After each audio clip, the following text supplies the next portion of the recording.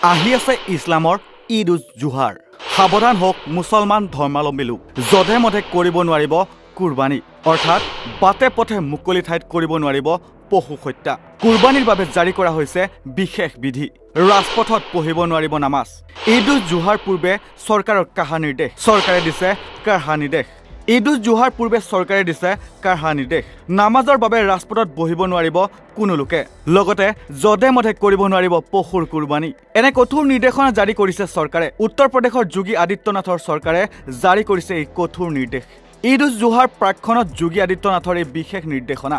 উত্তৰ প্ৰদেশৰ মুখ্যমন্ত্ৰী যোগী আদিত্যনাথে জাননী জাৰি কৰি কয় যে ঈদ উজ জুহাৰ দিনা ৰাস্তাত বহি কোনোৱে নামাজ আদায় কৰিব নোৱাৰিব একে সময়তে কুৰবানীৰ ক্ষেত্ৰত যোগীয়ে নতুন নিৰ্দেশনা দিছে যাৰ ফলত বিশেষকৈ উত্তৰ প্ৰদেশৰ মুছলমান সমাজত হুলস্থুলৰ সৃষ্টি হৈছে উত্তৰ প্ৰদেশ চৰকাৰে জনাইছে যে ঈদ উজ জুহাৰ দিনা কোনো ব্যস্ত পথ অৱৰোধ কৰি নামাজ আগবঢ়াব নোৱাৰিব পূৰ্বৰ নিৰ্ধাৰিত স্থানত কুৰবানী দিব পাৰিব আৰু কুৰবানীৰ পাছত সেই ঠাই পৰিষ্কাৰ কৰিব লাগিব যোগীয়ে লগতে কয় যে কোনোবাই নিয়ম ভংগ কৰিলে অনতিপলমে কঠোৰ ব্যৱস্থা গ্ৰহণ কৰিব উল্লেখ্য যে এসময়ত বিজেপিৰ দুৰ্গ হিচাপে পৰিচিত উত্তৰ প্ৰদেশত চলিত বৰ্ষৰ লোকসভা নিৰ্বাচনত বিজেপি বিধ্বস্ত হৈছিল কাৰণ এইবাৰ ৰাজ্যখনৰ পৰা সমাজবাদী পাৰ্টিয়ে বিজেপিতকৈ অধিক আসন লাভ কৰিছে ফলাফলত অখিলেশ যাদৱৰ দলে ৩৭খন আসন আৰু বিজেপিয়ে ৩৩খন আসন লাভ কৰে ইয়াৰ পাছতে মুখ্যমন্ত্ৰী যোগী আদিত্যনাথে অধিক কঠোৰ হোৱা বুলিও চৰ্চা চলিছে উত্তৰ প্ৰদেশত বিজেপিৰ দুৰ্বল ফলাফলৰ বাবে যোগী উগ্ৰ হিন্দুত্বক বহুতে সমালোচনা কৰে